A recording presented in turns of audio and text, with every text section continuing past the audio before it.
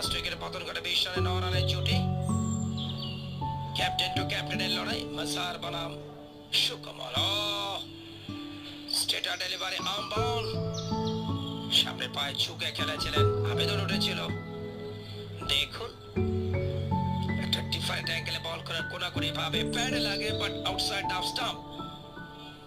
This is correct decision for umpire Asadur Rahman.